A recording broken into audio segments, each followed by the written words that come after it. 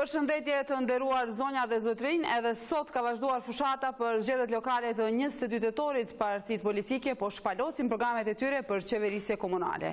Në kuadër të analizës zgjedhore, edhe sonte do të flasim për fushatën, ofertën e kandidatëve, si dhe do të fokusohemi në debatin e kandidatëve për kryetar të unikut, por jo vetëm, do të diskutojmë edhe për diskursin e përgjithshëm të zhvillimit të fushatës zgjedhore. Këtë ftuar me ne në studio i kemi zotrinj profesor Tashamir Bërxulli, mirë se erdhe. Arsim Vranovci, analist, mirë se erdhe. Faleminderit. Dhe Bajrosh Morina, analist, mirë se erdhe. Atëherë, po fillojmë pa humbur kohë, si vlerësoni fushatën deri tani në aspektin e mbarvajtjes, kanë kaluar 5 ditë. Çka e karakterizon këtë fushatë? Mendoj që karakteristika kryesore e fushatës zgjedhjet lokale, që ndoshta është pak e çuditshme, po është që vendoset në kontekstin e zhvillimeve të mëdha nacionale, edhe të atyre zgjedhjeve parlamentare që ishin përpara disa muajsh dhe koalicionit që u bë, edhe pastaj partive që mbeten në opozitë. Mendoj që po të shikosh edhe ditën e sotme, mënyra se si u zhvillua fushata ishte me liderët e partive përkatëse politike, kryesisht me domethënë takime që janë karakteristike për zgjedhje parlamentare dhe jo për zgjedhje lokale. Po të shikosh, domethënë edhe figurat kryesore politike që erdhën nga koalicioni, vishin me aty me ministrat ose me duke dhënë mbështetje kandidatëve përkatës, duke u dhënë mbështetje, duke u dhënë premtime të caktuara që rrjedhin drejt për drejt nga qeveria dhe më pak që kanë të bëjnë me vetë kandidatët. Qartësisht vendoseshin në kontekst dhe nxirrin në pa edhe disa karakteristikat e vetë kandidatëve, po jo domosdoshmërisht projektet e tyre, jo domosdoshmërisht programet e tyre, jo domosdoshmërisht aspekte nga ato që kandidatët mendojnë të bëjnë gjatë domethënë mandatit nëse fitojnë atë, por kryesisht që kanë lidhje me qeverinë e kështu me radhë. E njëjta situatë edhe me partitë opozitare, ku shikohet që edhe diskursi edhe në fjalime është i diskursi opozitar të zgjedhjeve parlamentare. Mendoj që kjo është gjëja kryesore që mund të konstatojmë në këto 5 ditë domethënë fushatë dhe mendoj që kjo do të konfirmohet dhe do të vazhdojë në këtë drejtim edhe gjatë ditëve vazhdim deri në fund fushatës. Jo, zoti Vranovci, si e vlerësoni? Mendimi është po ashtu i njëjtë nga ana ime, por përpos liderëve që janë në fushatë, kandidatëve që pretendojnë të jenë për në krejën e komunës së tyre, ne si qytetarën çdo ditë jemi të interesuar të shohim edhe ansamblistët, të cilët i shohim vetëm në fund kur përfundon debati. Pra ata janë një pjesë e heshtur, të cilën mendoj që duhet të potencohet nga të gjithë, se ata vendosin të gjitha rregulloret, miratohen nga ata, prandaj zëri i tyre është shumë i rëndësishëm edhe për qytetarët. Kryetarët potencial të komunave, projektet e tyre i bëjnë në bazat të një diskursi megaloman, mund të themi, sepse zhvillimi ekonomik është një temë e gjanë, prandaj kryetarët potencial të atyre komunave duhet fokusohen në projekte të cilat me të vërtet kanë nisje nga fillojnë, kur do bëhen, kur do realizohen dhe nga i kanë fondet. Nuk është e rëndësishme vetëm t'ju thuhet qytetarëve se do të kenë shëndetësi të mirëfillt, ekonomi të shëndosh, do ta ndihmojmë zhvillimin ekonomik lokal, do të hapim vendet e punës, pa pasur një elaborat. Sa ka nevojë komuna e tyre për të hapur vendet punës? Sa ka nevojë komuna e tyre të investohet në shëndetësi, në staf primar, në arsim, në çfarë sektori nxënësit nga do shkojnë, nga duhet i orientojmë gjeneratat e reja, sepse aja krijon punësim. Prandaj mendoj që diskursi politik për zgjedhjeve nacionale i bartën në zgjedhjet komunale do ta ketë edhe efektin e vet, sepse qytetarët nuk do dëgjojnë asgjë më tepër se sa që kanë dëgjuar gjatë asaj kohe që ishin zgjedhjet parlamentare në Republikën tonë. Zoti Morina? Mendoj se të lodhur nga fushata e zgjedhjeve nacionale që ishte jo më larg se 3 muaj dhe të vetëdijshëm se periudha e kësaj fushate është bukur e gjatë dhe liderët politikë dhe kandidatët kryetarit komunave një ditë mund të harxhohen fjalët dhe mund të harxhohen edhe premtimet, të vetëdijshëm po ashtu se nuk mund t'i mbajnë të gjitha premtimet. Kjo fushatë ka filluar paksa e qetë dhe jo aq sa është pritur në fakt, sepse dihet që këto janë zgjedhje të rregullta dhe janë zgjedhje që garojnë përveç kryetarëve aktual, janë edhe kundër kandidat. Por ajo që unë 2 vjeçëri po po i dalloj ose po mbinë sy gjatë kësaj fushate dhe kësaj gare. E para janë kundër kandidatët për kryetarët komuneve nga partitë që kanë qenë koalicion me kryetarin, dhe tash duket se këta kundër kandidatë që kanë qenë nën kryetar ose drejtorisë kanë pasur poste politike në drejtimin e komuneve, po bëhen me avokatë se sa vetë kryetarët, në ndërkohë që janë edhe kundër kandidatë. Kjo bie në sy për shkakun sonte më ranë sy në një debat për Gjilanin, për Prizrenin, po edhe për Junikun. Paramendoni nën kryetari aktuali i Gjilanit, kundër kandidati komunës Gjilanit, bëhet avokati Lutfi Hazirit. Madje mbronte komunën, në ndërkohë që ai garon për mja marr postin Lutfi Hazirit. Kandidati i AK-s më duket për Prizrenit, që po ashtu është nën kryetari i komunës, e mbronte Ramadan Mujen më shumë se sa kandidati PDK-s, i cili është për herë parë garan dhe për herë parë futet në kryetar komune. Drejtori i drejtorisë arsimit në debatin për Junikun e mbrojt në Kuqin, kryetarin aktual dhe kandidatin për kryetar të komunës, më shumë se sa ai që mbronte veten. Pra, është ky një garë të jetë absurde, sepse vërtet pozicionet e partive ose koalicionet gjatë mandatit i kanë vënë në siklet dhe ata tash në fakt bëhen edhe avokat të mbrojtjes së pushtetit të drejtashëm, në ndërkohë që garojnë të marrin pushtetin për drejtuar komunën. Kjo është një absurditet. Një absurditet tjetër në fakt në këto gara është sidomos që ndërlidhet me kandidatët aleancës dhe me kryeministin Ramush Haradinaj, të cilët u pas sot sidomos në Gjakov dhe në Junik më herët, duket se zoti Haradinaj është i vetëdijshëm se është kryeministër i 2 ministrive dhe 3 komunave. Dhe tash kryetari i komunës Junikut tha kështu në debat në RTK. Sa ishte kryeministri Isa Mustafa, në Junik frynte erë ftoft. Dhe më thonë, Isa Mustafa nuk e ka. Ndërkaq, Ardian Gjini në Gjakov tha, tash me mua kryetar dhe me Ramush Haradinaj në kryeministër, Gjakova do të lullzoj. Paramendoni absurdin, si pasaj logjike duhet që të lullzoj gjithë Kosova, duhet që Aleanca të fitoj gjitha komunat. Ose dhe kundërta, me këtë deklaratë zoti Gjini në farë mënyrë e nënshmoi vetë kryeministin Haradinaj, sepse ai është kryeministër i 2 qeverive dhe vetëm i 3 komunave. Si pasaj logjike del që zoti Haradinaj do ta ndihmoj vetëm eventualisht Gjakovën, nëse fiton, Deçanin dhe Junikun. Dhe kaq këtu është fuqia. Pra kjo është një garë një goditje jo e ulët, as pak e ndershme, pavarësisht në politik nuk mund të flasim për garat ndershme. S'pak është fushat edhe gjitha partitë politike tentojnë që shfrytëzojnë gjitha mjetet që kanë dispozicion. Po mirë arbresh, po zoti Haradinaj është kryeministër dhe do duhet ishte kryeministër dhe në fakt është kryeministër i gjitha komunave të Kosovës. Dhe nëse premton zgjerimin e rrugës Klin-Gjakov në 4 kursi që kushton miliona, ende nuk e ka bo një mëjdit që e bo kryeministër, domethënë kjo është një premtim krejtësisht tipik i pastër puro politik. Dhe nëse premton se Gjakova do të lullzoj, nëse Ardian Gjini, po paramendoni faktin nëse humb Ardian Gjini, domethënë qytetarët e Gjakovës nuk do të psojnë ndëshkime, është shumë e ulët. Po duke e parë emisionin tuaj debatin për Junikun, e gjeta një link edhe gjeta një informacion cilin zoti kryetari Kuqi ka nënshkruar një marrëveshje memorandumi me ish-ministrin e transportit Lutfi Zharkun dhe e ka falendëruar në më shumë se sa kryetarët e LDK-s për ndihmën që Ministria e Transportit i ka dhënë financimin e një rrugë në Junik dhe paramendon ai flet aq bukur për qeverinë, aq mirë për Lutfi Zharkun e për Isa Mustafën, saqë as kryetari i LDK-s nuk flet aq mirë. Pra, këta po harrojnë se deklarimet e tyre janë regjistruar dikon, janë rujt dikon. Edhe mediat e kemi na këtë punë me shpurdh këtë punë dhe u nxjerrim parasysh dhe i themi zotit Kuqi se fjalët më të mira për ministrin Lutfi Zharku i ka thonë pikërisht kryetari i Junikut.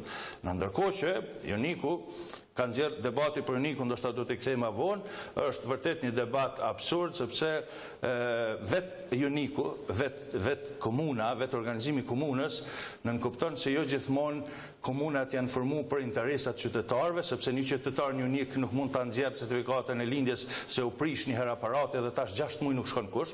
E pra komuna pse i duhet qytetarit për me nxjerrë certifikat lindjes, mos më shkon pe ose në Gjakov, dhe është prish ai që 6 muaj dhe rrin aparati dhe kryetari situohet valla Ministria punët brendshme se kanë drejtë. Është absurd i llojit veçantë. Kjo është arsye pse komunat janë kriju komuna politike. Prandaj edhe Joniku, edhe Ranilugu, edhe Parteshi, edhe Veriu, krejt janë komuna puro politike që janë bërë vetëm për me ngarku administratën, me zgjedh një kryetar, me bleni vetur, me bëj një ekip politik aty, mi shti do simpatizant kryesisht fanatik të partisë politike dhe pastaj me ardhur në fund mandatit, me ardhur me kallëzu komunave, se i kemi shtru një 15 metra kubza edhe i kemi qitë një 100 metra kanalizim. Pra këto janë absurde të këtyre garëve, nuk po shoh në i garë kështu të nxehtë, ende duket se janë në fazën e sparingut, nëse mund të them kështu, po i presim që ditën të vazhdim të gjuhen pak më shumë me fjalë jo me grushta. Mirë, zoti Vanos, ju si mendoni? Po e fushat tani vetëm për një subjekt politik? Mendoj se komunat e krijuara, atë që tha zoti Bajrësh, komunat janë krijuar për të ndihmuar qytetarëve që shërbimet i kenë sa më afër.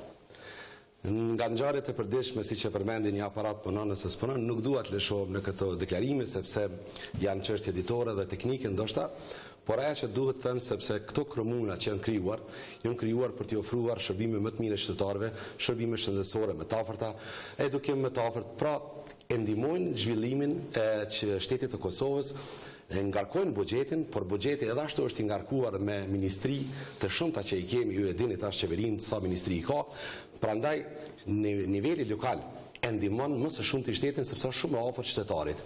Unë jam idhëtar i asaj që shumë shërbime të cilat janë në nivel qendror të zbresin në nivel lokal. Për shembull, grandet e ministrisë bujqësisë, sepse në të gjitha komunat po flasim për zhvillimin e bujqësisë, ndërsa ata nuk kanë qasje në të grande që ndahen ose subvencionet që jepen nga Ministria e Bujqësisë.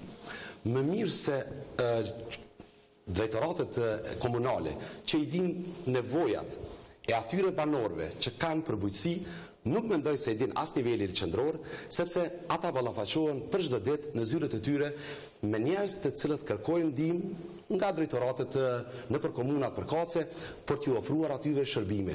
Prandaj, esenca e krijimit të komunave të reja në çdo vend të botës mirëpritën, por ato nuk duhet të ngarkohen në masën e madhe sepse e ngarkojnë edhe buxhetin e Kosovës. Por sikur të ishin efikase në kryen e punës tyre të përditshme, dhe t'i ofronin qytetarëve shërbime më të mira, t'jeni të bindur qytetarët e Kosovës nuk do të vinin në Prishtinë, po do të kërkonin shërbimet në nivel komunal. Mirë po, decentralizimi është krijuar, komunat janë krijuar, por kompetencat e tyre janë tetë limituara. Prandaj, kur flasim për zhvillimin ekonomik, kemi Ministrinë e Tregtisë Industrisë, Ministrinë e Inovacionit tash ndërmarrësisë, kemi Ministrinë e Zhvillimit Ekonomik që i pas, pra të gjitha ministritë të cilat bën zhvillimin ekonomik, janë bazat e zhvillimit ekonomik, janë të vendosura në nivel qendror. Ç'a mund bëj në niveli lokal? Pra, disa rregullore të cilat i nxjerrin ata që kanë bën me jetën e përditshme të qytetarëve, nuk mund të thuhet se është baza ligjore për të avancuar në zhvillimin ekonomik. Prandaj unë më thar që ketë më shumë komunat e reja, por shërbimet të jenë cilësore dhe të bëhet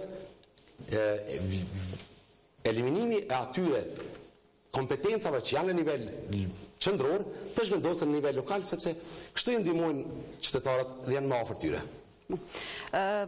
Profesor Berzulli, do ne të shtoni diçka ju me këto që tanë? Duke nisim bisedën në raport me kontekstin e zgjedhjeve parlamentare dhe atyre lokale. Mendoj që e para që ishte që konstatuan, besoj që jam dakord që partitë politike synojnë që të mbledhin sa më shumë njerëz në debatet, në diskutimet me votuesit e tyre, që të dalin shumë mirë përpara kamerave, sepse në kuptim le të themi reflektojnë për rezultatin që ka pasur në zgjedhjet parlamentare. Edhe kjo është arsye pse japin fushatës së tyre një, le të themi, domethënë një imazh të tillë që kanë shumë votues, shumë njerëz, edhe është e mundur që për partitë caktuara politike rezultati i zgjedhjeve parlamentare ka qenë i rastishëm, ose për partitë që kanë pasur rritje nuk ka qenë i rastishëm. Ata duhet të konfirmojnë një gjë, ata duhet të konfirmojnë të kundërt e asaj që kanë pasur rezultat. Pra kjo është ajo që bën fushatën, domethënë të orientohet në këto takime të mëdha, salla kinemash, salla hotelesh me shumë drita e kështu me radhë. Tjetra është që kur zon këtë fushatë është që mendoj që për zgjedhje kandidatëve përgjithsisht le për dëshiruar nga partitë politike. Partitë politike nuk kanë pasur kohë të reflektojnë mjaftueshëm nga zgjedhjet parlamentare për kandidatët më të mirë të komunave tyre. Nuk do të doja të lëshohesh në emër përveçëm, por përgjithsisht po të shikosh edhe debatet lënë për dëshiruar në kuptimin e projekteve, jo vetëm për arsyet që i tham më herët, po edhe për shkak se për zgjedhje kandidatëve kanë qenë në minutës fundit, kanë qenë improvizimit partive politike, sepse nuk kanë pasur kohë që të merren me zgjedhje lokale me përgatitjen e tyre sa më të mirë. Edhe fushata në këtë drejtim më duket përgjithsisht jo shumë profesionale, me mesazhet që përzgjidhen dhe me mënyrat se si takohen njerëzit e kështu me radhë, është në nivelin e fushatave nacionale që bëhen në Kosovë, që tashmë kanë marrë le të themi një cilësi në kuptimin e mesazhet, ndërtimit, kontaktet me votuesit, imazhet e kandidatëve e kështu me radhë, debateve publike, pse jo, e kështu me radhë. Kurse tani në zgjedhje lokale mendoj që domethënë kjo le për të shura dhe në këtë pikpamje shohim që partitë politike nuk kanë njerëz. Kjo tregon edhe një herë që partitë politike nuk janë mjaftueshëm të hapura, nuk janë mjaftueshëm, nuk bën një politikë afatgjate, edhe në pjesën e koalicioneve, edhe në pjesën e ideologjizimit tyre, edhe në pjesën e investimit kuadrit, por edhe le të themi edhe për demokracinë e brendshme. Shihet qartë që ka parti politike në Kosovë, të cilët kanë nevojë për reformim rrënjësor. Edhe realisht në këto 5 ditë fushate, pavarësisht se them që në vitin e vazhdimit do të kemi një intensifikim të fushatës dhe të mesazheve, sepse partitë politike do hyjnë edhe do fillojnë të besojnë edhe vetë në atë që thonë, kjo është e natyrshme në fushatë elektorale, dhe të ndodhi një gjë e tillë. Mendoj që një çështje e rëndësishme në fushatë duhet të theksuar që është që partitë politike për sa përket kryetarëve në shumicën e komunave kandidojnë për më saktë për balotazh, luftojnë për balotazh më shumë sa për të fituar. Dhe llogarisin që kur të shkojnë në balotazh, atëherë i mbledhin edhe partitë e vogla, edhe në vazhdimsinë e analizës që bëri zoti Morina, dhe pastaj të mund të lëvizin ekuilibrat në këtë drejtim. Për sa i përket asamblistëve, pastaj luftojnë për të fituar. Po ajo është një pjesë që nuk shihet shumë sepse domethënë asamblistët janë njerëz të cilët i njeh komuniteti dhe ata përpiqen të marrin votë në kuptimin e kontaktit personal der etj. Po te balotazhi në komunat të mëdha mendoj që këtu do të jetë çështja themelore, se si do të sillen kandidatët dhe prandaj deri tani po ruhen edhe në debate edhe në mesazhet e tyre, sepse po ne kuptojmë se ato dy ekipet e futbollit që fillojnë ndeshjen dhe fillojnë të testojnë kundërshtarin, se ku është, ku qëndron e kështu me radhë. Edhe këtë gjë mund ta presim edhe për sa i përket kryetarëve të komunave, dhe kjo është arsye pse ndoshta edhe s'po hapen shumë me programet e tyre, me mesazhet të drejtpërdrejta dhe votuesve kështu me radhë. Zoti Vranovci, si vlerësoni ju fjalorin e liderëve politik dhe gjithë aktorëve që po marrin pjesë, sidomos kandidatëve për kryetar komunash? Zoti Morina i përmendi disa raste, por mos të futemi në çështje individuale dhe subjektesh të partive politike në mënyrë që mos t'i bëjmë edhe shumë fushat subjektive politike, fushat ose kundër fushat, s'është me rëndësi. Duke parë në çdo qytet sot liderët kryesorë të partive politike kosovare ishin së bashku me kandidatët për kryetar komuna. Fjalimet e kryetarëve të komunave ishin dikon 5 minuta, ndërsa të liderëve zgjatëshin dikon 15 minuta. Kjo nënkupton që do të dëgjojmë më shumë tash premtime, se nëse vota jepet për një kandidat të cili mund të jetë i lidhur me qeverinë ose me partitë politike, do të ketë shansa më të mëdha për të marrë projekte më të mëdha. Në realitet, buxheti i qeverisë së Kosovës miratohet nga parlamentarët, kur siç e dimë, Parlamenti i Kosovës duke i pasur një opozitë të fuqishme dhe një pozitë e cila me 62 vota qeverisë me Kosovën do të ketë vështirësi të bëj atë që mendohet edhe potencohet gjatë kësaj fushate. Buxheti kërkon miratimin edhe të deputetëve të cilët nuk janë në pozitë. Prandaj ata duhet të kenë kujdes mos të përdorin zgjedhjet parlamentare në nivelin lokal. Edhe rezultatet besoj se do të jenë më të ndryshme në nivelin lokal, sepse tash kemi të bëjmë me njerëz të cilët janë nga qytetet përkatëse, ku familjet e tyre, të afërmit e tyre, shokët, kolegët, profesionistët e ndryshëm gjykojnë mbi ata njerëz dhe ata kryetar komunash, duke e ditur edhe të kaluarën e tyre, por edhe duke shpresuar se një ditë do të ketë kandidat edhe më të mirë se këta që i kemi sot. Ne duhet të shikojmë ta kandidat, se disa prej tyre dhe kanë qenë kryetar komunash, disa prej tyre pretendojnë që të marrin për herë të parë, të shohim se si do të zhvillojmë, se 5 ditët e para të fushatës ishte qetë, mund të themi që treguam një kulturë, duke diskutuar për çështjet lokale që kanë bënë, por shumë pak të prekura. Pra në mënyrë gjenerale u përmendën të gjitha, por asgjë nuk u thas në konkret. unë mendoj se fushata duhet të intensifikohet në mënyrë që qytetarët atyre komunave të dinë çka nga kush do marrin, çka të bëjnë, kur do e bëjnë, si do e bëjnë dhe burimet e financimit që janë shumë të rëndësishme për një qeveri komunale, sepse grandi qeveritar është në mënyrë paraja e taks paguesve të Kosovës që kthehet në komuna. Tatimin e pronë që komunat janë të obliguara ta mbledhin atë, mos se sa kanë mbledhur atë tash mund të dihet në fund të vitit, por aja që duhet potencohet në asnjë debat deri më sot nuk e kam parë që kanë zhvilluar një tematik të dhënies së partneritetit publiko-privat, krijimit të zonave ekonomike të cilat janë potencuar, po ku do bën, kur do bën, nuk është thënë. Pra krijimit të vendeve të punës, nga kush do të vinë ata, nga ndërmarrjet që do të krijohen, nga prodhuesit që do të vinë, nga kush, dhënia tokës komunale në Qira, a do t'jipet, a ka komuna. Pra, mendoj që ata që hyjnë në politik duhen më së pari të bëjnë disa hulumtime mbi komunën e tyre, që të njohin mirë potencialin e tyre, ta ofrojnë këtë te qytetarët, sepse qytetarët mendojnë çka kemi ne që kemi në komunën tonë. Shumica prej tyre nuk janë të vetëdijshëm për resurset që i kanë në komunën, por nëse hulumtimet bëhen paraprake, para fillimit të zgjedhjeve lokale, t'i ofrohen qytetarëve, bizneseve të ndryshme, kosovare, kemi në diasporë, që kemi shumë të fuqishëm në Evropë dhe në Amerikë, t'i ofrojmë atyre që në komunat e tona kemi potencial për zhvilluar edhe biznesin, kemi potencial për zhvilluar edhe turizmin, kemi potencial edhe për të zhvilluar edhe kompani të cilat nesër mund të eksportojnë ose mund të bashkëpunojmë me kompanitë e huaja.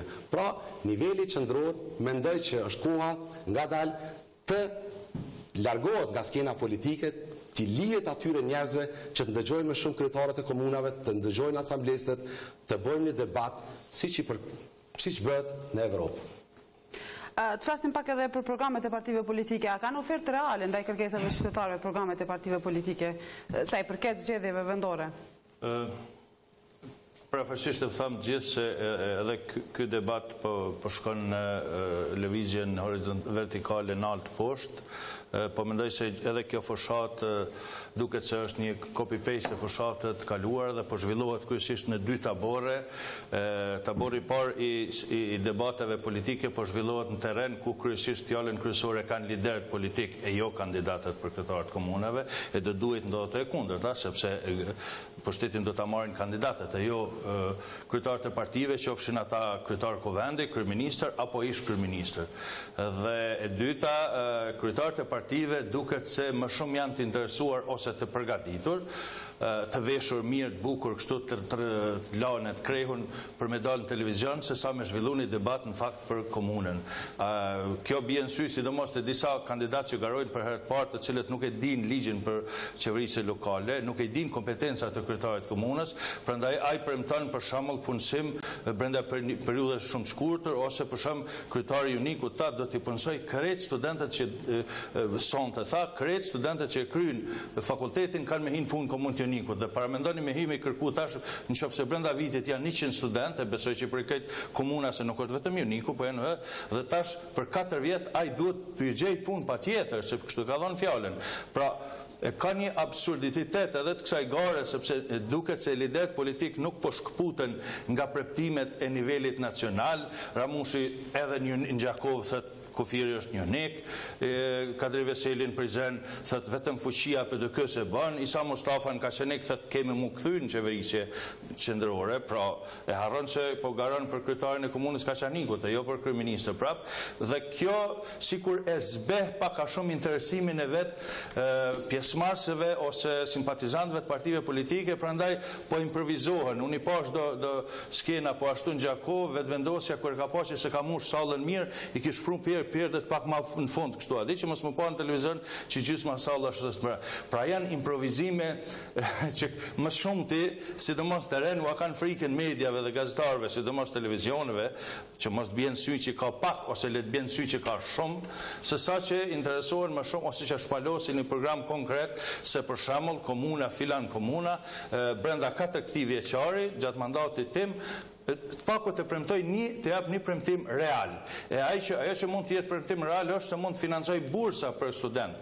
Se mund të gjej bursa, sepse një bursë për student mund të jetë deri në 30-50 euro dhe mund të përmbushet ky premtim. Po mi thonë që këtë që keni me diplomun, keni me hynë komun, ato s'mund të bëjë as Ministri Haradina, e lemo kretari Javnikut, shembull konkret për marrë. Kjo e zbeh seriozitetin e kësaj gare dhe duket se po pajtohem me profesorin që tha se po thuja shumica kandidatëve po ruhen për balotazh dhe krejt qëllimi i tyre është me shku një herë në balotazh. Pastaj balotazhi, siç ka ndodhur në vitin 2013, mund ta përmbys rezultatin.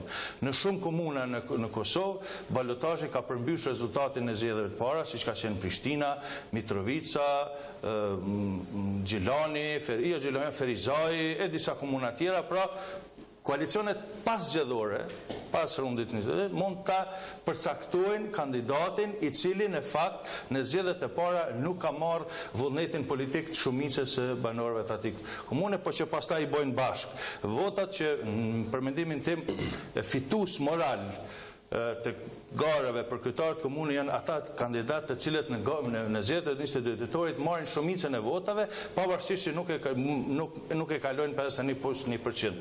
Por këto janë ligjet, këto janë kushtet tona, këto janë rrethonat. Gjithë kandidatët thonë shihemi sonte, i bëjnë postime në Facebook, shihemi sonte në RTK, shihemi sonte atje. Kryetarët e komunave premtojnë kufit në qakor, kthimin kryeministër, fuqinë dhe drejtsinë e Partisë Demokratike, në ndërkohë që në një seklet të madh, nëse mund ta them këtë vend, janë pikërisht kryetarët e komunave që kanë qenë pushtet, e mbi gjitha edhe kryetarët e partive të atyre komune që janë pushtet, sepse nëse ti një kryetar një komune që ka qenë 4 vjet ose 8 vjet në pushtet dhe nuk ka arrit me shtin kanalizimin në të gjitha që shme të besu ty që tash ato ti ke me prun kanalizimin, po pse se ke bë deri tash, ose pse s'ke dhënë iniciativë për me bë deri tash. Pra gjenden para një përballje të qytetarëve, kërkesave të qytetarëve të cilët nuk i kanë plotësuar ose premtojnë transparencë. Mirë, ti po premton tash transparencë. Domethënë deri tash pas ke punu fsheft. Tash të tjerë do me transparencë. Pra janë vërtet deklarime kanjëherë qesharake, por po e presin edhe ata si duket me nxjerrjen 22 tetorin që mulën para televizorit edhe me prit rezultatin a kanë fituar, a kanë humbur. Tani do të propozoj, po profesor Bërdu? Desha them që unë për veten e tyre pami nuk jam shumë idealist, që domethënë në politika lokale, kandidatët lokal, ata që kandidojnë do të shkëputen nga politika madhore e Kosovës që e shoqërojnë Kosovën tashmë domethënë historikisht. Nuk është e mundur kjo, po ka pritur që në këto zgjedhje me pas një lloj evolucioni dhe jo revolucioni, që të kemi një kthim të vëmendjes drejt komunave, drejt halleve qytetarët atje më tanë. Edhe që vetë qytetarët janë të vetëdijshëm që vetë komunat, pavarësisht se parimisht janë gjeneratorë të zhvillimit ekonomik dhe shfrytëzimit të resurseve nacionale të komunës në mënyrë më të mirë të mundshme, megjithatë shohin që në plan nacional ka disa çështje madhore të cilat nëse nuk sqarohen, atëherë dhe komunat kanë probleme që të le të themi të zbatojnë të ushtrojnë kompetencat e tyre ashtu si duhet, të optimalizojnë ushtrimin e kompetencave, të cilat kompetenca janë goxha të mëdha, me thënë drejtën, edhe në krahasim me rajonin. Komunat e Kosovës kanë goxha kompetenca. Por edhe qytetarët edhe kandidatët e shohin që nuk është e mundur që të ketë atë hap zhvillimi ekonomik për shumë arsye. Prandaj kjo është e pashkëputshme, sepse Kosova është si duket akoma peng i këtyre çështjeve madhore, raport me Serbinë, etj, e dini, të cilat janë në sy të opinionit publik vazhdimisht. Gjithashtu na takon të bëjmë edhe një nivel tjetër analize që ka të bëjë me vitin 2013, ku kemi pasur zgjedhjet e fundit lokale. Zakonisht në zgjedhje, në literaturë zgjedhjeve thuhet që ajo çfarë mund të motivojë votuesit të dalin votime është ndryshimi apo njëjtësia, vazhdimësia e kandidatëve. Mendoj që ndryshimi më i madh në Kosovë, në komuna ka ndodhur në 2013, që cili realisht dha një shembull, dha një le të themi moment edhe për nivelin qendror, edhe siç patëm edhe mbrapa zhvillime të ndryshme në kuptimin e partive në rang nacional. Ndryshua në Kosovë në 2013 shumica e komunave të mëdha. Mendoj që vetëm Prizreni mbeti pa ndryshuar kryetarin, i cili mbeti për një mandat të tretë realisht. Ndryshoi Ferizaj, ndryshoi Gjilani, ndryshoi Prishtina, ndryshoi Gjakova, ndryshoi Mitrovica dhe patë ndryshime të mëdha, sepse normalisht komunat të mëdha janë ato që ku domethënë shikohet ku matet temperatura zgjedhore.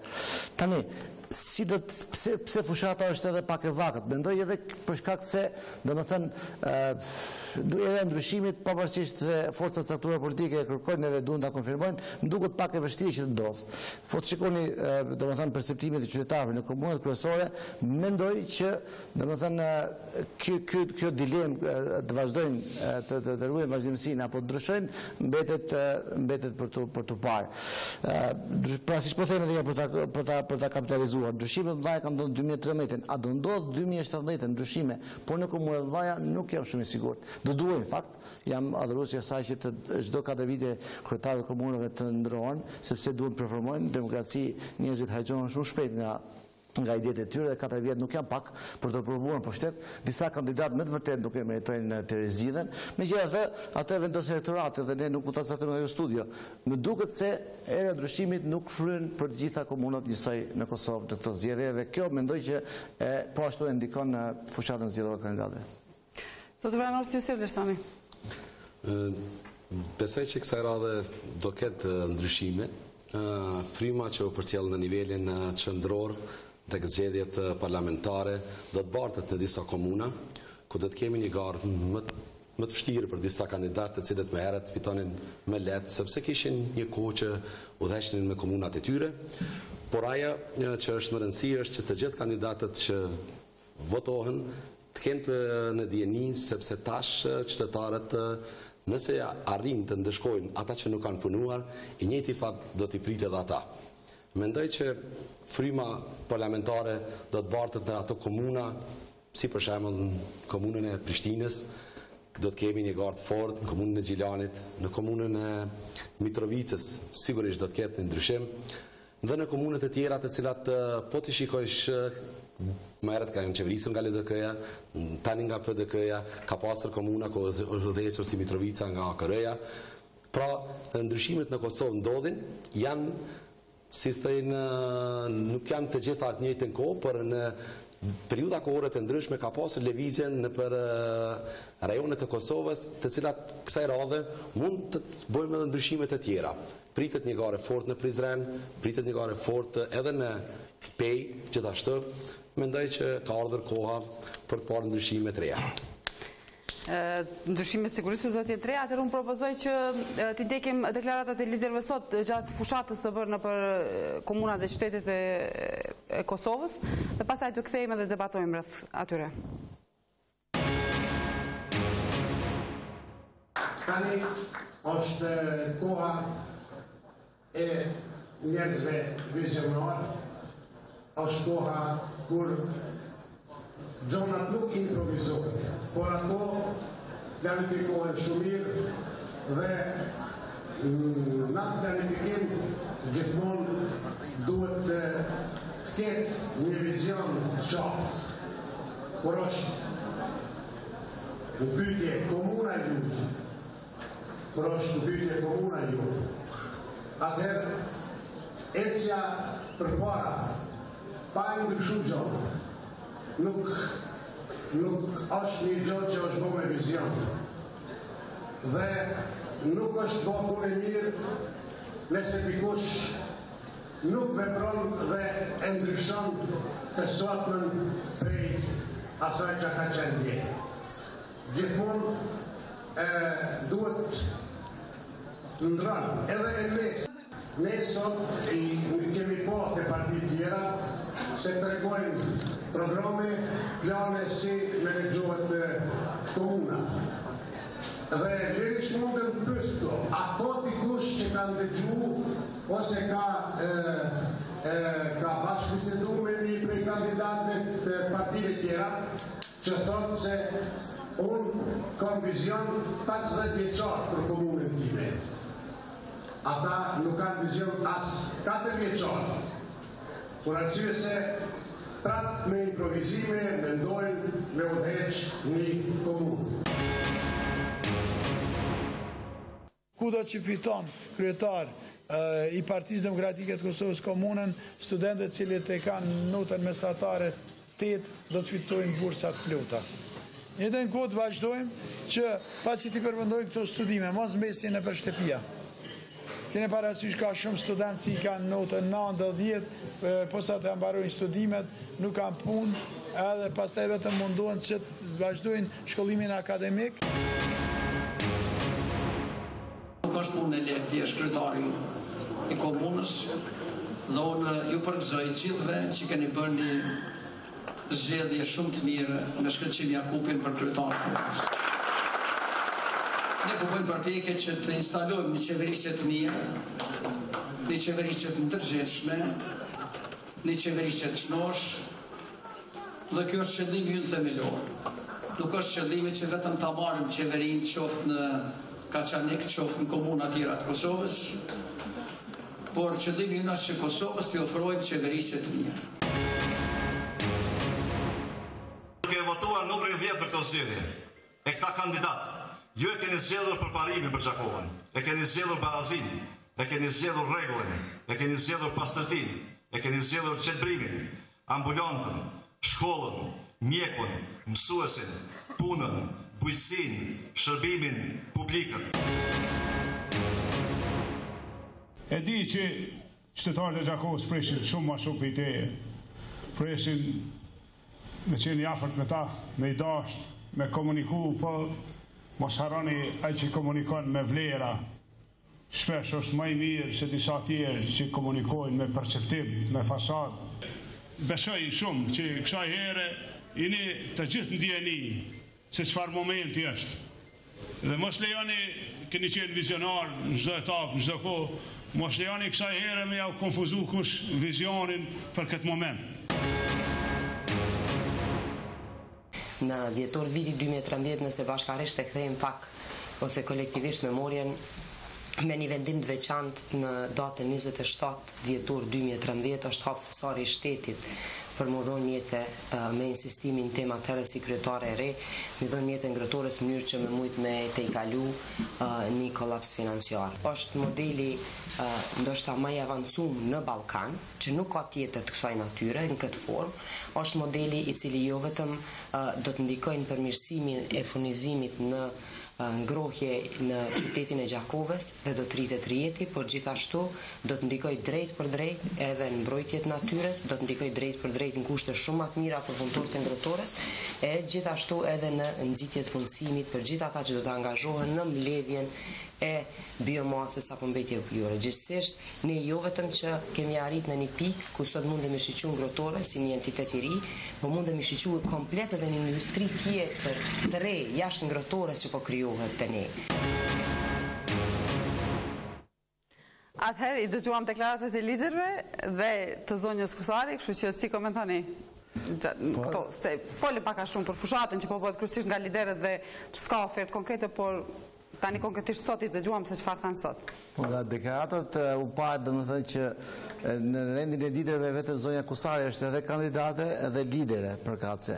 Kështu që mendoj që në këtë pikpamje, duke nisur nga fjala e saj e fundit, personalisht mendoj që është një bast i madh i saj për rikandiduar në Gjakov, sepse realisht edhe bazën e partisë ka atje nga Gjakova, nga vjen si kryetare, edhe kur u nda nga KR-ja, dhe nëse do të pësoj disfat aty, do më thënë do të ndikoj edhe tek ekuilibrat e partisë në rang nacional.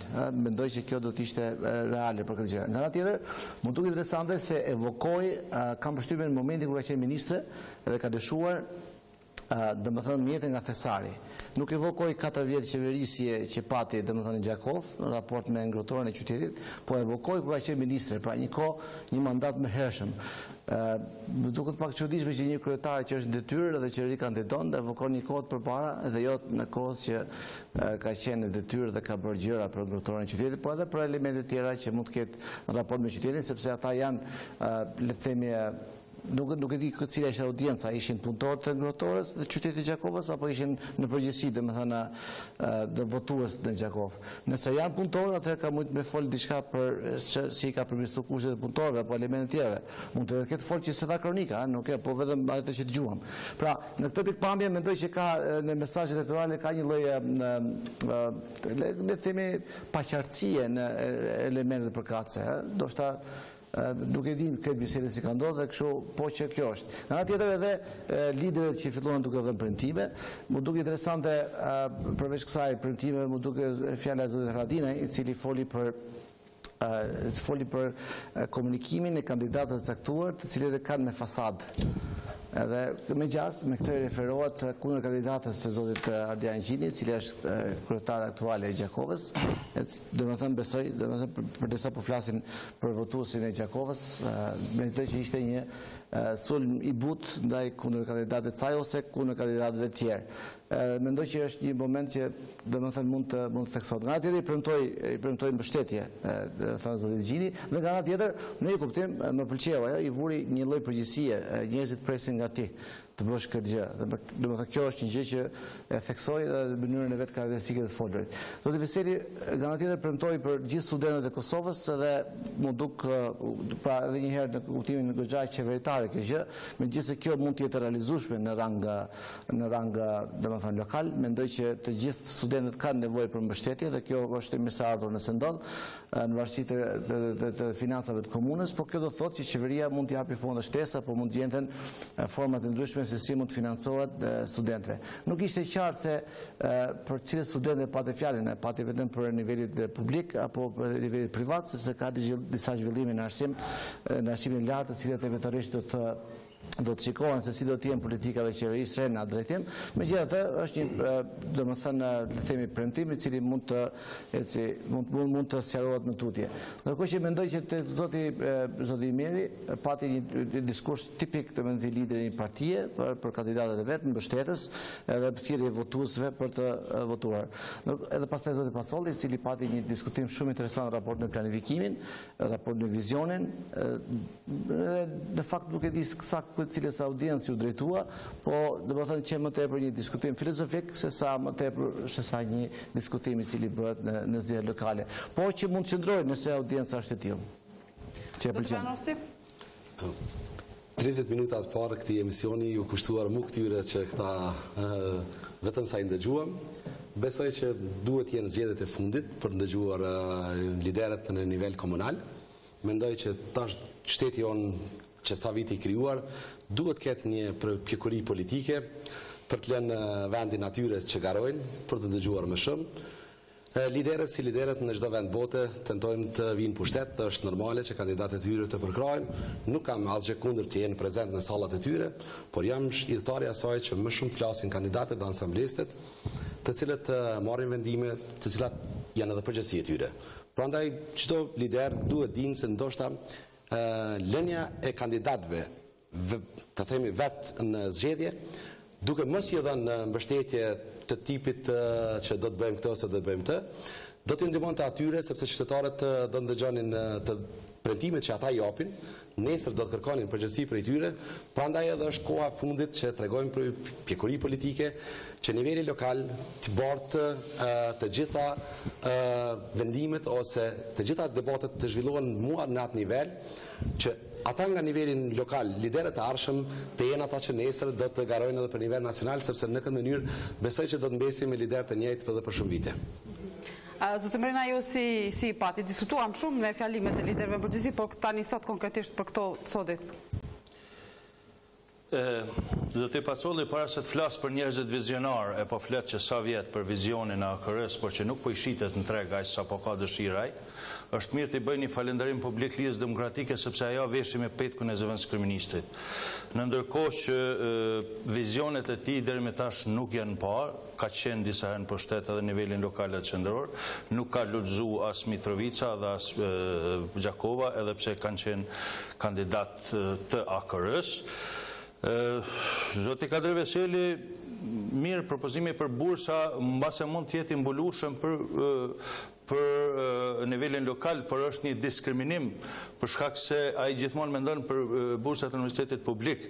Në ndërkohë që studentët që kanë notë mesatare marrin automatikisht bursa në nivelin qendror, pra janë bursistë në Universitetin e Kosovës, dhe ata janë privilegjuar, madje do të ishte shumë më mirë sikur të premtonte bursa për studentët e varfër, familjeve që nuk kanë mundësi, se sa për këta që kanë nonë, se ata që kanë binon, është rregulloria e universitetit publik që ju jep automatikisht një bursë komode për me jetu shumë mirë në qendër universitetit. Kush do të merret me ata studentë të cilët nuk kanë mundësi të studimeve e që do të ishit partia shumë e ndershme dhe më dojme moralshme nëse mund të flasim për politikë që të ndihmojnë pikërisht këtë shtresë që nuk ka mundësi të studioj e që sigurisht me një bursë nga partia ai do të studionte. Isa Mustafa vazhdon të jetë modest, duket madje një modesti e tepruar, thot na nuk dojmë, nuk është qëllimi jonë me marrë me qeverisë komunat, por qëllimi jonë është me qeverisë mirë komunat. Mendoj se është megjithatë një modesti e tepruar për mos më thon deri në nivel të megalomanisë, për shkak se çdo parti synon me marrë pushtetin, e jo me qeverisë. Pastaj mënyra e qeverisës është ajo që reflektohet në gjatë qeverisës, por qëllimi i çdo partie është me marrë komunën, jo veç pastaj flet se nuk është mirë, nuk është fort e lehtë me qeverisë, po mirë, nëse është lehtë tërhequ, se kërkush me zor nuk më marr ngar. Kjo tjetra vetëvendosja vazhdon me ligjërime didaktike. Ata si duket janë oratorë shumë të mirë, i mësojnë përmend ato vjershat edhe i renicin, mas nësi ato vjershat e klasës parë, kush lahat e pastrohet, gjithë shëndetit i afrohet, edhe këta i din kandidatë vetëvendosje të bëj këta, do të bëj këta, do të bëj këta, dhe tash snamet e tjetër veç me 22 tetor të gjithë votimet lapsat edhe me këshirë numrin e vetëvendosjes. Diçka që është shumë didaktike për një fushat politike. Sa për fasadat që i përmend zoti Haradinaj, duhet ja kujtoj një gjë, Edi Rama ka fituar zgjedhjet e dyta pikërisht me fasada, sepse mbahet mend një nga kryetarët i cili e ka fasadu Tiranën shumë bukur. Bile Tirana ka bukurinë e fasadave pikërisht për shkak të Edi Ramës. Nëse kandidatët e Aleancës arrin me ngjyros komunat, e ka bërë diçka edhe Isa Mustafa në mandatin e parë. Zoti Haradi, kryeministri nuk e pat fjalën tek fasadat reale, fasadimi vizual, edhe fasadimi politik është sukses që ka bërë Edi Rama. Edhe ka fitu Tiranën, edhe ka fitu kryeministrinë, edhe ka ngjyros. Diçka ka bërë dhe Isa Mustafa në Prishtinë dhe u harrua ma, domethënë askush nuk e përmendi. Por po them në gjithë këto fushat diçka përsëri po mbien sy dhe tash më kujtohet. Duket se partitë politike nuk kanë më antarësi sepse nuk po shpërndajnë libreza. Nuk po shoh spaku se zakonisht i bënin ato ceremonitë në fund të dhëru libreza, nuk po e bëjnë këto, ju ka harxhuar antarësia. Disa parti tjera duket se ju kanë harxhuar edhe librezat e veteranëve të QK-s se s'mujnë më shpërnda. Domethënë këto janë ato dy dukuri që nuk po duken gjatë këtyre zgjedhjeve dhe mirë është që nuk po ndodhin. Sonte është transmituar debati për kandidatët për kryetar të komunës së Unikut. Propozoj që të ndjekim deklaratet e tyre, disa nga premtimet që ka dhënë secili kandidat, pastaj do të kthehemi të diskutojmë. Programin tonë qeverisës, i cili konsiston në zhvillimin ekonomik me degët e veta respektive, do të turizëm, bujqësi, bizniset, promovimin e vlerave kulturore dhe trashëgimisë kulturore dhe historike. Në Unik duke filluar me projekte, fillojmë me projekte konkrete, do thotë ne vazhdojmë me punimet e asfaltimit të rrugës së Gjeravicës, një segment jashtëzakonisht strategjik, gjithashtu elektrifikimin tani të bjeshkës së Gjeravicës, përkrojnë edhe në ndërtimin e fshatrave, kofshatra Vjasiç dhe Gjocaj. E kom marrë edhe do ta marrë që së pari ta ndaloj të keqen, që në një farë mënyrë në këtë pushtet e ka kaplu e keqja, qoftë në investime, qoftë në politika, qoftë shëndetësi, qoftë në arsim, kështu që programi jam është kontrat me qytetarët dhe do të orientohet në arsim cilësor, administratë profesionale dhe të depolitizuar, sa është skajshë me depolitizuar. Të kemi një vëmendje më dur, më të madhe, sidomos të investimet, po mendoj investimet kapitale. Nxënësit e shkollës mesme nuk kanë sallë të sporteve dhe duhet merre me këtë. Duhet të ndajmë më tepër buxhet për arsimin dhe për shëndetësinë. Dhe fokus veçantë kemi, apo objektive imja do të jetë që zhvillimi ekonomik të bëhet në paramasa që gjithë bizneset të ndihmojnë njëjtë. Efikasiteti i shërbimeve komunale të cilat për mendimin tim nuk janë në rregull dhe nuk janë mirë. Së dyti masivi nga si punëtor i arsimit, kam dëshirë që pa arsim, që arsimi duhet të jetë prioritet i të gjitha edhe i vetëvendosjes, po i partive tjera, për arsye se pa një arsim cilësor. Ama cilësor të jetë, nuk ka edhe qëndres edhe zhvillim ekonomik e tjera. Po. Zoti Vranosi, atëherë, pam që patë premtimin vija të trasha, do të thonë arsimi, shëndetësia. Pata rastin që ta shikoj të tërë këtë debat, ishte një diskutimi mirë më temi në nivel lokal, duke ditër se komune e Jonikut është një komune vogël, prandaj edhe premtimet e tyre ishin të karakterit të tillë që do të ndërtohet kjo rrugë, do të ndërtohet kjo shkollë, do të ndërtohet, sepse realisht është një komune vogël, ku të bësh edhe premtime më të mëdha, mund të hysh vetëm në borxh ose në premtim të cilën nuk mund ta realizosh se edhe nuk ke ku.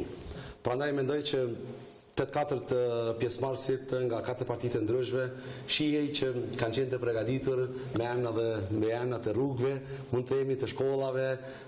Ato diskutimet e tyre që bënën, mendoj që i kontribuojnë edhe demokratizimit të qeverisë lokale, sepse duke thënë që çdo sen është në rregull, atëherë mendoj që nuk duhet të kenë edhe kundër kandidat, por e mira ishte që 8-4 partitë atje, kushdo që do të garon edhe do të fiton, duhet ta dinë që i presin ca rrugë të pakryera, shkolla, salla e sporteve që potencuan të gjithë. Pra ishte një program gati se të themi ngjajshëm, me pika të ngjajshme, pa përmendur se ku dhe si, por të gjithë pretendentët për kryetar të komunës Jonikut syti kanë nga Prishtina, sepse tyrat vetanake të tyre janë shumë të vogla, prandaj ata mund të mbulojnë, të shtrojnë disa rrugë ose të ndërtojnë një shkollë, po asgjë më shumë, dhe grandi qeveritar është e vetmja arsye që ata sonte, nëse të gjithë ata që i kanë shikuar, kemi parë që nuk kanë hyrë në detaje të shumta, sepse janë të vetëdijshëm se është buxhet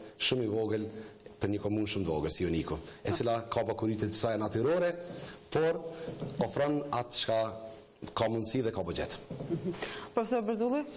Po, lidhet edhe me gjë që thash më herët dhe më bëri përshtypje që të kandidatët për 1 minutë sa patën kohë, se për aq sa patën kohë, nuk kishin një të qartë të mësuar të paktën përmes një mesazh të caktuar që me cilin drejtohen votuesve, qoftë edhe në nivel nacional për njerëz që nuk janë nga Joniku, po edhe shohin, po edhe qytetarët e Jonikut, po ashtu, të komunës Jonikut përkatësisht. Dhe në këtë pikpamje mendoj që fushata le për dëshiruar edhe në qytetet e mëdha, por veçanërisht në qytetet e vogla, ku kandidatët nuk përgatiten në kuptimin për dalë serios përpara, ata mund të jenë serioze me integritet, nuk e dyshoj për këtë gjë, por kur del fushata elektorale, të duhet një përgatitje më thellë, të duhet të modifikosh sjelljen, të duhet le të themi të mësosh se si komunikohet me publikun, të duhet të përmbledhësh mesazhet tuaja kryesore në disa fjali, të cilat qoftë edhe nëse do t'i mësosh përmend, sepse ti beson ato fjali, ti je i mëshiruar, i ke ndërtuar vetë. Aty nuk e pam, domethënë pam disa degrada të përgjithshme me kështu me radhë, cilat në fakt nuk kanë thelb. Dhe në këtë pikpamje mendoj që fushata është e dobët përgjithsisht deri tani, dhe edhe Joniku, por edhe komunat tjera mund të bëjnë më mirë në këtë drejtim. Zoti Marina? Joniku është një fshat i madh, një komunë e vogël, ndërkaq gara për kryetarin e komunës Jonikut bëhet ngara në mes 4 fiseve të mëdha, fisit Kuqi, Gaxherri, Shala edhe Jusufaj. Vetë kandidatët e treguan se vërtet përveç se kanë përjardhje politike, ata kanë edhe përjardhje familjare, sepse Gaxherri për shembull i vetëvendosjes thoshte se në lagjen tonë s'ke bë kurfar investime, në ndërkohë që ky Shala i PDK-s krenohej me drejtorinë e arsimit që e ka bë, po thotë që kryetari s'ka punu mirë, ka qenë bashkëqeverisje me ta. Një garë duket se më ashpër do të jetë kryesisht nëse shkohet në balotazh, besoj që do të shkohet në balotazh me kandidatit ose kryetarit aktual zotit Kuqi, që është nga Aleanca, i cili ka fituar zgjedhjet e kaluara me një epërsi tepër të vogël, madje me zgjedhje ka kalu garën për balotazh, dhe kandidatit të Lidhjes Demokratike, i cili përkundër moshës përfshirë këtu edhe këto të vetëvendosjes, duket se kanë qenë tepër aktiv, për mos të thënë e kanë nxjerrë debatin shumë më tepër, për shkak se kishin komoditetin e opozitarizmit, për shkak se që të dytë janë opozitë ose kanë qenë opozitë dhe e kishin mundësinë e një kundërshtimi bukur të madh, prandaj unë pikërisht nga ky debat mësova se vërtet një aparat për nxjerrjen e certifikatave nuk po punoi kanë në komunë. Këtë dëshmoi edhe vetë kryetari, tha valla se kem na pahet po i ka Ministria e Punëve të Brendshme. Pikërisht nga ky debat e pash se Juniku megjithëse është ka që komunë tash ta quaj me një bukuri ose me një shtrirje gjeografike bukur të rrallë, në Jonik edhe me të tje prehen drunët, në Jonik edhe me të tje nuk ka një park të mirë, sepse nuk ka investu komuna, dhe në Jonik tek tash, për shembull, paramendoni tek në vitin 2017, kandidatët të gjithë mendojnë me qelë një fabrikë detarisë në Goçë Joniku njëhet edhe për këtë, domethënë, për këtë dhunti që ka më shumë nga natyra se sa që ka nga veprimtaria që merren. Komunat e vogla kanë një problem që gjithmonë ankesat i bojnë për shkak se nuk po na jep qeveria pare. Është ligji për qeverisjen për sepse donacionet ose këto prej qeverisë lokale qendrore shkojnë bazë numrit banorëve. Pra mund të ankohet Juniku se s'ka fond madh, por nuk mund sepse arsyeja është kjo çështje është rregulluar me ligj. Juniku nuk mund të marrë parë sa komuna e Prishtinës për shkak se përcaktohet mbas numrit të banorëve. Zotësia e aftësia e kryetarit komunës që u vrejt te kryetari Analizit për shembull para 2-3 nete ishte, ai komuna Analizit ka 2.700.000 buxhet, por kryetari kishte arrit të marrë donacione 4 milion. Pra, aftësia e menaxhimit të një kryetari suksesshëm nuk bazohet vetëm nga ato që ja jep qeveria qendrore ose nga taksat që mbledh. Aftësia dhe një menaxher i mirë i një komune është marrja e donacioneve nga jashtë, sidomos nga USAID dhe organizatat ndërkombëtare, të cilat me projekte serioze janë shumë të gatshme dhe deri më tash është treguar shumë i suksesshëm ky subvencionim që merr nga organizatat ndërkombëtare. Por mungesa e ideve, mungesa e projekteve, sepse ata nuk të japin parë ty cash, që shkam qef na, po ata japin zakonisht parë me donacione dhe ajo që ra me sy dhe po përmend kuptimin pozitiv kryetarin aktual të një komune po ashtu të vogël që është Analizit, por që kishte arrit me shifra të tregoj se ka thith donacione deri në 4 milion, që ka defishuar domethënë buxhetin. Kjo do të thotë se kryetarët, kandidatët për kryetar të gjitha komunave, sidomos tyre të voglave, nuk kanë arsye të ankohen se s'kem buxhet, se me pas nga buxhet kishin bërë shumë më mirë. Jo, nuk kanë ide dhe nuk kanë projekte për investime, se ndryshe po të kishin ide për investime, ka donacione shumë të mëdha nga Bashkimi Evropian, nga USAID dhe nga organizata të tjera, të cilat janë tash sa vjet në Kosovë, e të cilat në farë mënyrë subvencionojnë projekte shumë më shumë se sa qeveria qendrore. Profesor Përzutu? Zotin Borina foli për fiset edhe për mënyrën e votimit, shpeshherë në komunat e vogla kandidatët, kundër kandidatët janë poshtu edhe për shkak të minateve caktuara, për shkak të lënies anash dikujt ky fis ai fis dhe domethënë këto janë gjëra që ndodhin edhe ata ku vendosin të kandidojnë në kuadër të logove të partive të caktuara, të cilat realisht nuk kanë në domethënë synim që të marrin komunën, por synim kanë që të kenë një prani aty, domethënë në komunën për kazë të marrin disa vota kështu me radhë. Mendoj që ky mund të jetë një test i demokracisë në Kosovë, një nga testet. Sepse nuk mund ta masim vetëm në Prishtinë çfarë ndodh, modernizimi, demokratizimi i vendit, emancipimi i vendit, ndryshimi i mentalitetit, i mendësisë përkatësisht kështu me radhë, por edhe në komunat e vogla. Atëherë kur njerëz nga një fis të madh kandidojnë, po e marrin seriozisht punën e tyre, e marrin seriozisht votuesin, domethënë përgatisin platforma elektorale, vendosin financa në drejtim, marrin njerëz profesionistë, të cilët i konsultojnë fushata dhe i bëjnë që të ndërtojnë fushata bashkëkohore në kushtet e tyre të komunës, pavarësisht specifikave që ka komuna. Atëherë kjo do të jetë një shenjë demokratizimi, sepse njerëzit tashmë edhe brenda një fisi, edhe brenda një lagje e marrin si normale që kundër kandidat caktuar bëjnë, domethënë synojnë komunën edhe jo për inat të dikujt, por për shkak se ata mendojnë që mund ta bëjnë mirë atë punë. Dhe njerëzit kjo megjithatë mendoj që po të bëhesh këto si duhet në mënyrë profesionale do të kishte edhe impakt financiar për partit politike. Po në nivelet siç është Joniku dhe siç janë komunat e vogla, kjo shndrohet pastaj në një inate personale nëse nëse vërtet një lagje e Unikut nuk është financu për shkak se kandidati është i asaj lagje ose atij fisi, mendoj se e dëmton demokracinë, e dëmton faktikisht vetë realitetin e asaj komune, edhe pse do të ishte ideale, do të ishte shumë e mirë që në fakt kryetari i komunës qoftë vogël apo të madhe të financonte në të gjithë territorin pavarësisht se ku gjendet celia një parti. Atë po, nuk folja për ata, aty ke drejt. Unë folja vetëm se si perceptohen kandidatët që do dalin nga një vërejt. Te Uniku vërejt sepse ai kandidati vetëvendosës Zgjedhore tha me shembull në lagjen tonë as 1 metër kanalizim nuk është bë.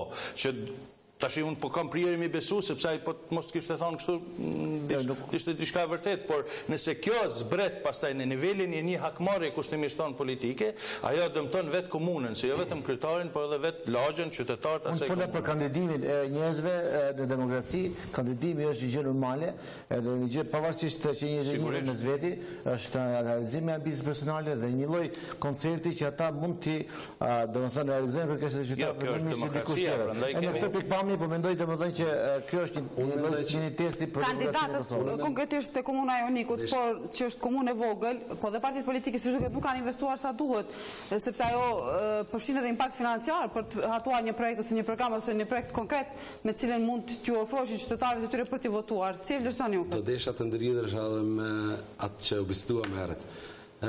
Po t'ishte normale dhe në Kosovë të funksionante si duhet demokracia, besoj që nuk po flas për komunën e Unikës, se nuk e kam atë njohuri se është investuar në lagja atë ose atë tjetrën, por në qytetet e tjera jam shumë i vetëdijshëm sepse unë vetë jetoj në qytetin e Gjilanit dhe çdo ditë udhtoj prej Gjilanit, e di që çdo kryetar komune si qëllim primare ka të investojë në ato lagje ku nuk ka rritur të marrë votat e mjaftueshme, sepse besohet dhe mendohet se në ato vende ku ka fituar bindshëm nuk ka nevojë për investime të mëdha.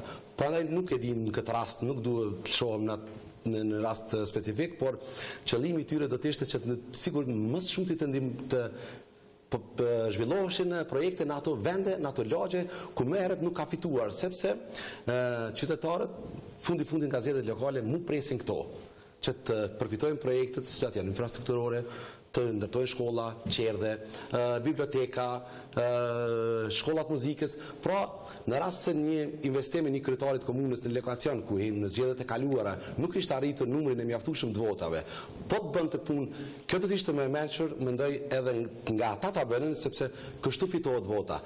Votuesit militantë të gjitha partive, pavarësisht se kush do të jetë kryetar, gjithmonë janë prirur të shkojnë atje. Është militant fjalë e fundit, por kryetarët e komunave të ardhshme duhet që të mos zgjedhin lagje. Çdo lagje, çdo votë është e njëjtë, qytetarët në fund vendosin me shumicë. Pra një votë më shumë është kryetar. Gjithsesi, këtu hyn edhe roli i asamblesëve që përmendet edhe që nuk bëjnë fushat ose spaku fushat mediatike nëpër televizion ose agjenci mediale ose nëpër gazeta, nuk ka fushat shumë të shprehur të asamblesëve që roli i tyre është jashtëzakonisht i rëndësishëm, po e fituan kryetarin e komunës. Mendoj që tema e parë që e potencova ishte mu kjo. Unë në gjitha rastet kur kam pasur mundësinë të paraqitem në opinionin publik, kam potencuar se asamblesët duhet të ndëgjohen. Arsyeja është sepse këta persona, varësisht nga numrit të ulësve që i ka në kuvendin komunal, mu këta marrin vendimet kryesore.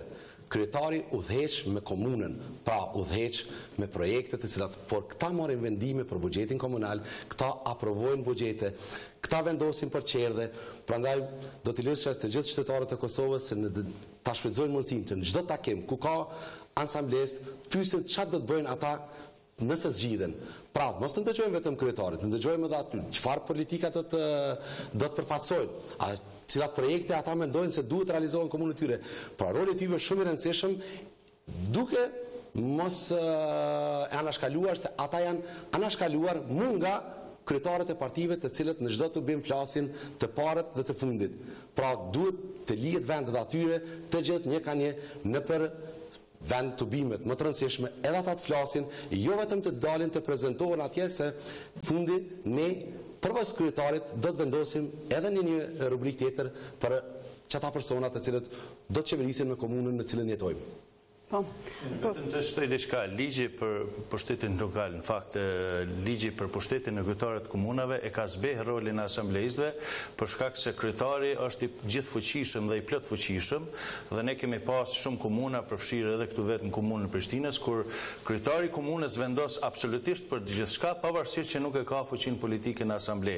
Pra Shpend Ahmeti ka vendosur për projektet komunale, pavarësisht që ka pas vetëm 10 deputet, në ndërkohë që ka pas 2 parti, pothuajse 51% kundër.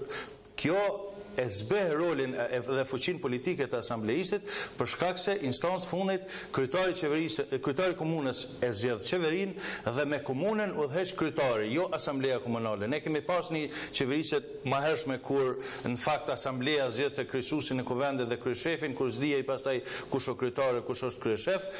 Por tash kjo çështje është zgjidhur shumë më mirë dhe pikërisht fakti se ne kemi tash kryetar që dalin nga vota e votuesve, nuk kemi kriza të krijimit të pushtetit lokal, siç kemi kriza në nivelin qendror, pra nuk kryetarit të komunës i duhet mirë do të ishte të krijojë koalicione, por nuk është e domosdoshme që pas fitores të krijojë koalicione, sepse kemi pas disa kryetar, madje në disa komuna kur partia nuk e ka pas fuqinë politike, por ai ka qeverisë mirë. Prishtina është një shembull, Mitrovica është po ashtu, Gjakova është po ashtu, edhe disa komuna të tjera ku partia ose kryetari i partisë që ka fituar garen nuk e ka pas shumicën në asamble, por qeverisja është gjithçka është mbi dorën e kryetarit. Kjo e ka zbeh rolin e asamblejistëve, prandaj ata edhe nuk po garojnë aq shumë se po shohin që gjithçka vendos a zgjidhet kryetari i partisë e jo a zgjidhen ata asamblejistë. Ka shumë të vërteta në këtë që thot zoti Bajrosh, por me që buxhetin e kuvendit komunal e përcakton kuvendi komunal i komunës, në rast mos miratimit asambleja do shpërndaj. Prandaj partitë politike fituese edhe në rastin e Prishtinës, ju e dini që kanë miratuar buxhetin mund për këtë arsye sepse janë friguar sigurisht nga zgjedhjet. Por s'kemi pas raste kur partitë politike kanë rrezikuar qytetarët e komunës përmes me votu buxhetin. PDK dhe LDK kanë qenë shumë të ashpra kundër Shpend Ahmetit, por kur puna të buxheti në instancë fundit e kanë miratuar se e kanë paqe. Po të mos e miratonin, do ta ndoshkonin qytetarët dhe Prishtinën edhe vetveten politikisht shumë si se sa t'i bënin opozit. Pra, ajo që po dua të them është mirë që kryetari i komunës, madje për mendimin tim, është mirë që krejt kryetarët e komunës mos ta kenë fuqinë politike në asamble, për shkak se kështu pastaj krijohet një opozitarizëm edhe një përkujdesje ose një përcjellje, një vëzhgim shumë më i madh i kryetarit të komunës nga asambleja që nuk e ka fuqinë politike. Por fuqia politike që ka kryetari e merr përgjegjësinë edhe merr vendime në shumtën e rasteve edhe për krijimin e qeverisë, sepse qeveria nuk votohet, drejtorat nuk votohen në asamble, edhe për shumë gjëra. Te çështja e mosmiratimit të buxhetit, mendoj se çdo parti, qoftë në politike, në asamble, nëse nuk e voton buxhetin, ajo voton kundër vetvetes, kundër antarësisë, kundër qytetarëve të asaj komune dhe ky është rrezik i madh, sikur të vjen puna deri te një opozitarizëm i tillë. Profesor Brzulluj? Jo, mendoj që pajtohem me argumentimin dhe kjo bën që partitë politike mos investojnë shumë tek fushatat e kandidatëve të caktuar për asamble, mos t'i vendosin shumë fonde, kemi shumë shembuj të kësaj dhe ata kryesisht vendosin financa individuale, shumë pak nga partia, financa individuale në funksion dhe me lidhjet e tyre në komunitet, normalisht që bëjnë fushata individuale, me pak koordinim me kandidatët për kryetar komunash dhe kjo është arsye. Partitë e vogla kryesisht synojnë, siç e thash edhe një herë, tek asamblisë më tepër se sa tek kandidatët dhe aty e kanë praninë e tyre dhe pastaj hyjnë në koalicione të mundshme për të marrë ai drejtorinë caktuar në komunë. Dhe por në kuptimin mediatik kjo është arsye pse duke shohim ata të me postera me gjëra, domethënë të cilat normalisht nuk i vjen sepse kërkojnë shumë financa dhe ata se kanë atë rol siç tha zoti Morina dhe kolegu Vranoci. A keni diçka për të shtuar për fushatën në komunën e Junikut dhe për kandidatët? Përveç atyre që përmendëm? Uroj që edhe në Junik të zhvillohet një garë për shkak se Juniku pavarësisht që thash është një komunë e vogël, por është një fshat bukur i madh, është një fshat që ka një emën të madh, është një fshat që ka familje të mëdha, që ka një trashëgimi kulturore bukur të madhe, janë kullat e unikut që njihen në historinë e traditën tonë. Prandaj kushdo qoftë që është që zgjidhet kryetar, qoftë edhe zoti Kuqi që është një mik i imi, i cili vazhdon mandatin, po mendoj se duhet të ketë një përkushtim më të madh, sidomos në fushën e bujqësisë, sepse është fshat rural, dhe mbi të gjitha po mendoj se duhet të ketë një angazhim dhe përkushtim më të madh në fushën e trashëgimisë kulturore, në fakt të turizmit, sepse vërtet ky fshat ofron vlera të trashëgimisë kulturore dhe vlera kulturore historike që mund të josh vizitorët të vendeve të ndryshme dhe vizitorë edhe nga Kosova po dhe jashtë saj, për shkak të pozitës gjeografike që ka. Nuk e di, nuk u përmend nga asnjë prej kryetarëve, për shembull, po pse nuk paramendohet që ose pse nuk bëhet si projekt, se s'mund ta bëj këtë komuna, po mund ta bëj me ato format e partneritetit publiko-privat ose me dhënë me koncesion me ndonjë kompani të madhe.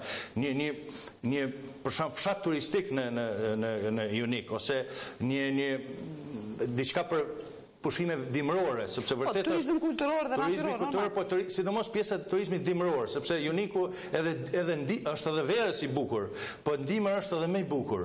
Dhe sikur një gjë e tillë të mendonte të kishim një projekt, kushdo që të zgjidhet kryetar, mendoj se do të ishte investimi më i mirë i atij gjatë këtij mandati. Po. Edhe unë do përcjellja urimin që Uniku të ketë zgjedhje të qeta.